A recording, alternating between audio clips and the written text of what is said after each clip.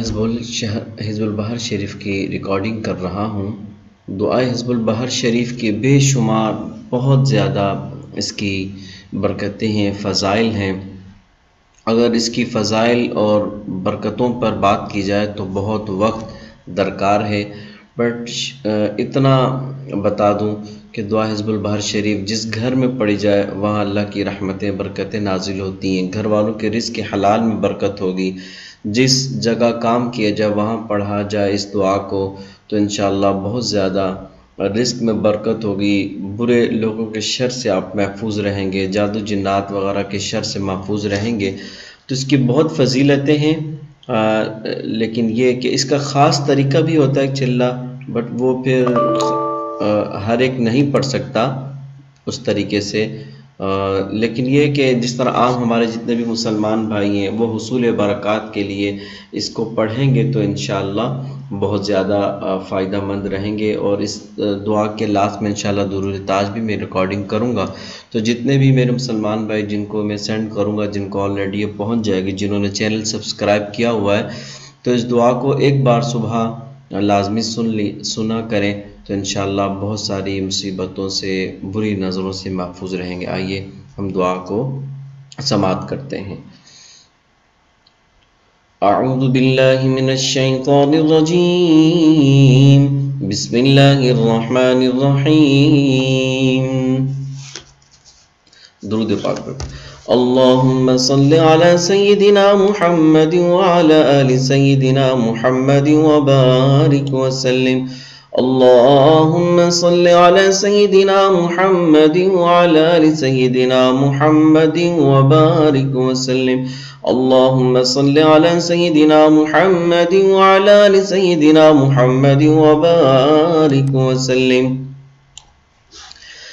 اللهم يا علي يا عظيم يا حليم يا عليم أنت ربي وعلمك حسبي، فنعم الرب ربي ونعم الحسب حسبي، تنصر من تشاء وأنت العزيز الرحيم۔ نسألك العصمة في الحركات والسكنات والكلمات والإرادات والخطرات من الشكوك والظنون والأوهام الساترة للقلوب عن مطالعة الغيوب، فقد ابتلي المؤمنون وزلزلوا زلزالا شديدا،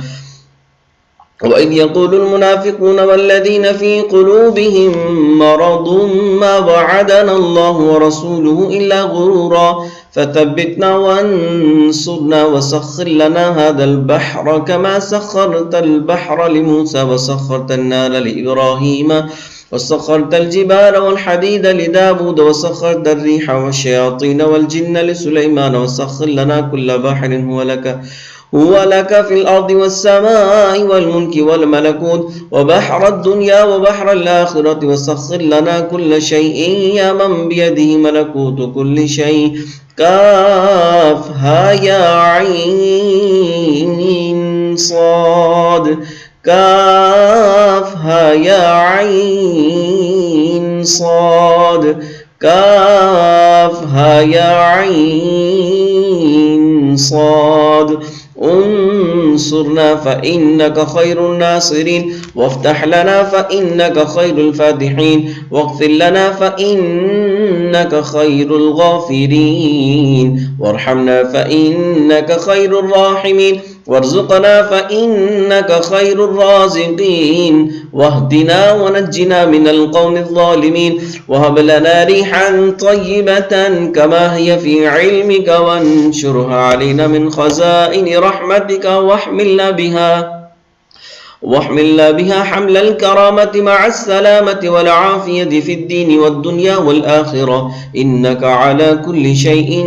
قدير. اللهم يسر لنا أمورنا مع الراحة لقلوبنا وأبداننا والسلامة والعافية في ديننا ودنيانا، وكلنا صاحبا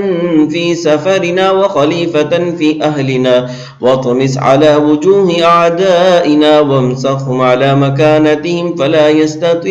فلا يستطيعون المضي ولا المجي إلينا، ولو نشاء لطمسنا على أعينهم فاستبقوا الصراط فأنى يبصرون ولو نشاء لمسخناهم على مكانتهم فما استطاعوا مضيا ولا يرجعون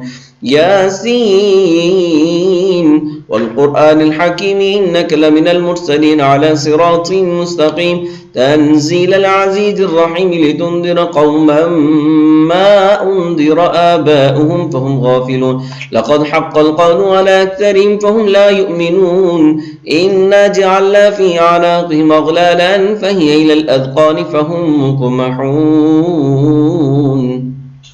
وجعلنا من بين أيديهم سدا ومن خلفهم سدا فأغشيناهم فهم لا يبصرون شاهت الوجوه شاهت الوجوه شاهت الوجوه وعنت الوجوه للحي القيوم وقد خاب من حمل ظلما طاسين طاسين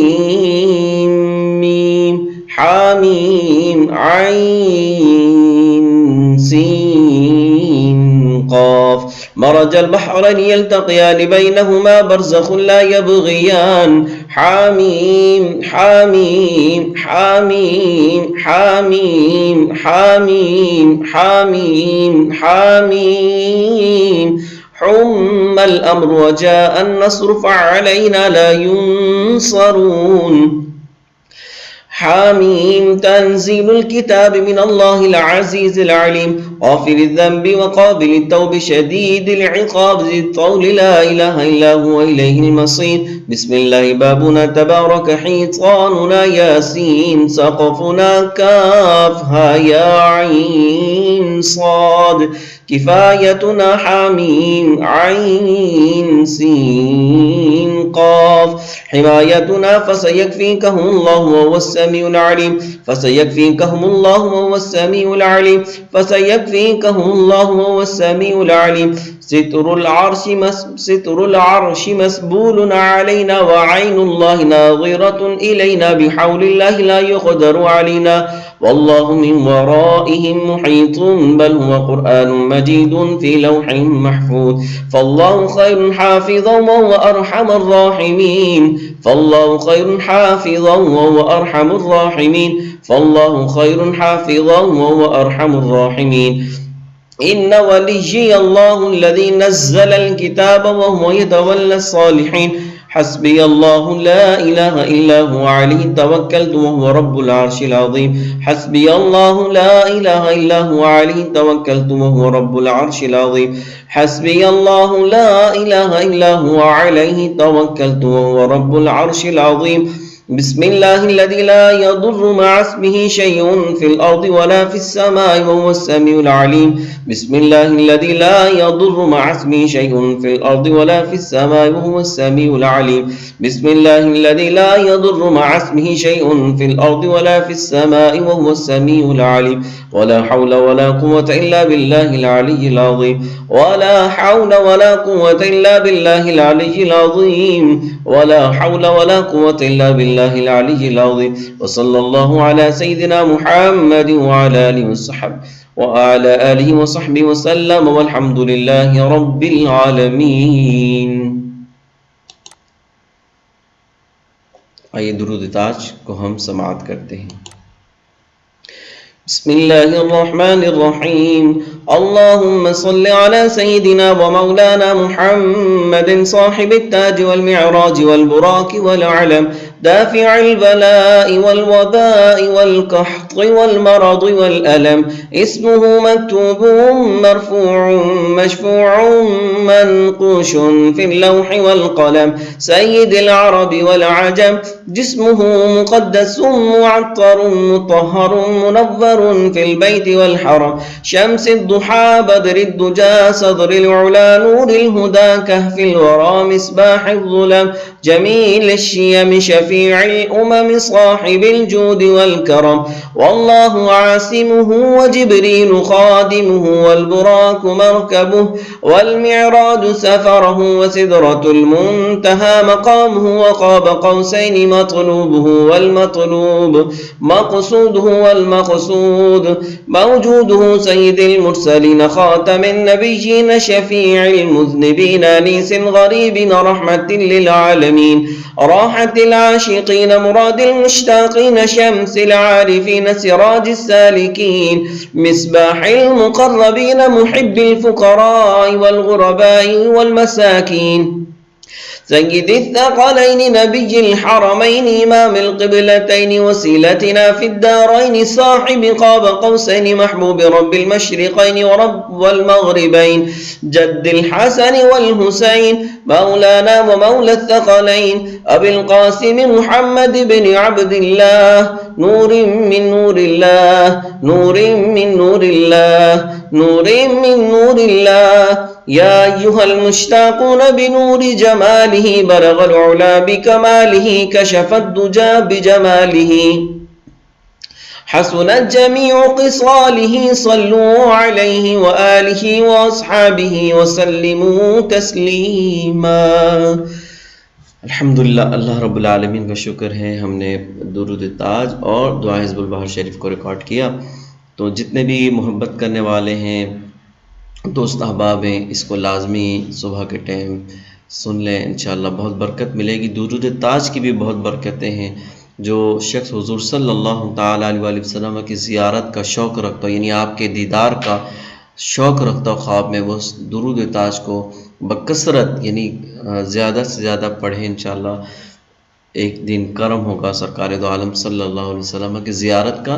شرف حاصل ہو سکتا ہے. دوسرا یہ کہ اور بھی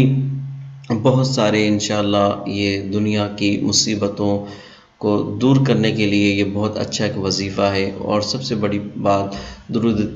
کوئی سا بھی درود پاک اور درود تاج بالخصوص پڑھنے سے سرکار دو عالم صلی اللہ علیہ وسلم کی محبت ہوتی اور زیادہ دل میں بڑھتی ہے. تو مجھے امید ہے انشاءاللہ آپ یہ کنٹینیو سنیں گے. اللہ تبارک و تعالی آپ سب کو درود تاج کی برکتوں سے مستفیض فرمائے. السلام علیکم ورحمۃ اللہ وبرکاتہ.